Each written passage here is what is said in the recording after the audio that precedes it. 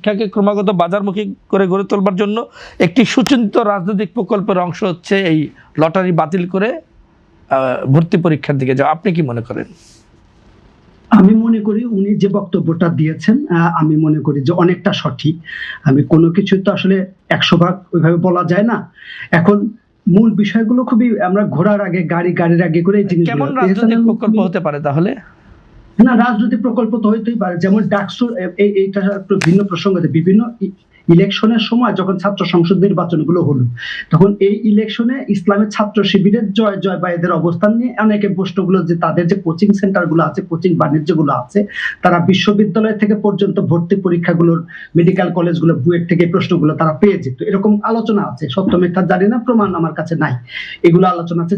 এই যে প্রশ্নপত্র বাণিজ্যের একটা প্রকল্প, বিশ্ববিদ্যালয়ে ছাত্রছাত্রী ভর্তিকরণের ক্ষেত্রে ফোকাস থেকে শুরু করে ইসলামী ছাত্র শিবির বা ইসলামপন্থী দলগুলোর যে একটা পরিকল্পিত একটা মুভ ছিল, এবং তার অংশ হিসেবে তারা বিপুল পরিমাণ ছাত্রছাত্রীদেরকে বিভিন্ন বিশ্ববিদ্যালয়কে ভর্তি করাতে পেরেছে, এবং তারা তার ফলাফল পেয়েছে ইলেকশনের মাধ্যমে। তখন এই যে প্রকল্পটা, যে কেন শিক্ষককে, কেন মিলন সাহেবকে এই সিদ্ধান্তটা নিতে হবে, উনি কেন রাতারাতি নেই, এটা আমার কাছে ফিসি, এটা আমার কাছে খুব সন্দেহমূলক মনে হয়। উনি আলোচনা করতে পারতেন, সবার সাথে একটু মতামত নিতে পারতেন, ভোটে দিতে পারতেন, যে অনলাইনে মত, কিন্তু সেটা করলেন না। তাহলে প্রশ্নটা হচ্ছে যে শিক্ষার ভর্তিটাই কি প্রধান একটা বিষয়, প্রধান সমস্যা, যে ভর্তি কিভাবে হবে না।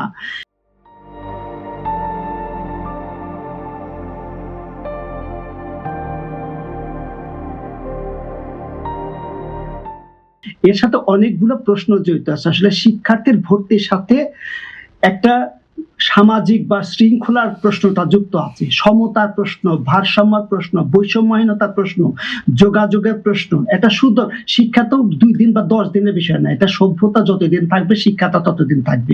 তো শিক্ষার প্রাথমিক পর্যায়ে ভর্তির প্রক্রিয়াটা একজন একটা যে কোনো হাসপাতালে যেরকম একজন মানুষ যেতে পারে, যে কোনো ডাক্তারের কাছে মানুষ যেতে, এটা আমাদের দেশের যেহেতু আর্থিক সামর্থ্যের উপর সবকিছু নির্ভর করে, শিক্ষাটাও তাই এখানে সুযোগটা সেভাবে তৈরি করা হয়েছে। কিন্তু এটা কি আসলে আমি বলবো যে একটা অংশের চিন্তাকে, একটা অংশের আকাঙ্ক্ষাকে বৈধতা দিতে, যৌক্তিক করতে এই সিদ্ধান্তটা নেওয়া হয়েছে, যে বড় লোকরা অস্বস্তি বোধ করবে, সম্পদশালীরা অস্বস্তি বোধ করবে, যে না, তাদের সন্তানরা লটারিতে যদি বাদ হয়ে যায় তাহলে তো এটা ভালো হলো না।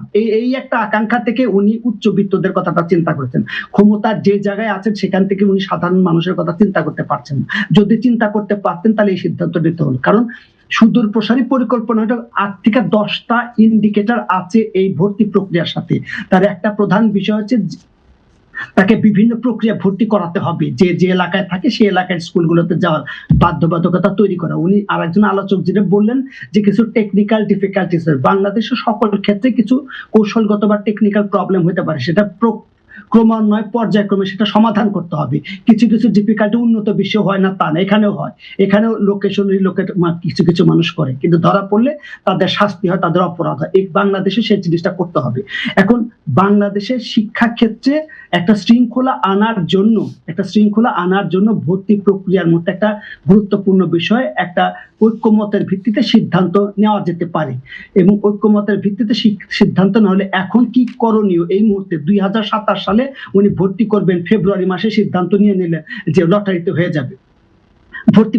তার মানে এই যে 8-10 মাস সময় দিলেন মানুষ, এখন কোচিং, উনি যতই বলুক যে কোচিং চলবে না, মানুষের একটা মেন্টাল মেকআপ থাকে, সেটআপ থাকে, যে কার সন্তানদেরকে কে কোথায় ভর্তি করাবেন। সে যেখানে থাকুক, কেউ বসুন্ধরায় থাকুক, কেউ মিরপুরে থাকুক, কেউ যাত্রাবাড়ি থাকুক, এক এলাকা থেকে মাঠঘাট পার হয়ে আর এক এলাকায় যাবে। এখানে নিরাপত্তার প্রশ্ন, যোগাযোগের প্রশ্ন, জ্যামজটের প্রশ্ন, অনেকগুলো প্রশ্ন আছে।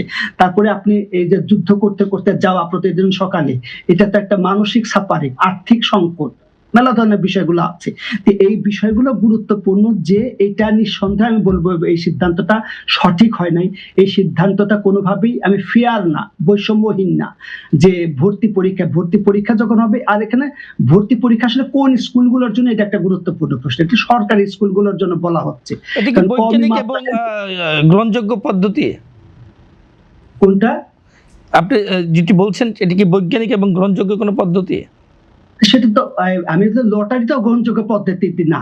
এক নম্বর হচ্ছে যে উনি যে ভর্তি পরীক্ষার কথা বলছেন যে মেধার ভিত্তিতে ভর্তি, এটা কোনোভাবে আপনি আমাকে একজন স্বীকৃত লিডিং স্কলারের কথা বলেন যে তিনি এই কথাটা বলেছেন। পৃথিবীতে কোনো স্বীকৃত স্কলার, আমি শিক্ষা নিয়ে লেখাপড়া করছি, শিক্ষা এবং উন্নয়নের উপর, তো সেখানে আমি কখনো বাংলাদেশে বা পৃথিবীর কোন স্কলার এই কথা বলে না যে মেধার ভিত্তিতে শিক্ষার্থীদেরকে এইভাবে ভর্তি। প্রথমত যে মনোবিজ্ঞানটা বুঝতে হবে, শিশুদের মনোবিজ্ঞান, শিশুদের বিকাশটা কিভাবে করে, শিশুদের কিরকম পরিবেশটা দিতে হয়। এখানে আমি একজন বিখ্যাত মনোবিজ্ঞানের কথা বলতে পারি, যিনি পিয়াজে বেগটস, তিনি এই কথাগুলো বলিয়েছেন যে এই বয়সে জ্ঞানীর ক্ষমতা স্থিতিশীল ও পরিমাপযোগ্য না, এবং বরং এই পরিবেশ অনুশীলন, সামাজিক মিথস্ক্রিয়া সুযোগের মাধ্যমে একটা নির্ভরশীল গতিশীল প্রক্রিয়া তৈরি করতে হয়। এই প্রেক্ষাপটে ভর্তি আসলে কোনোভাবেই একটা গ্রহণযোগ্য উপায় হতে পারে না।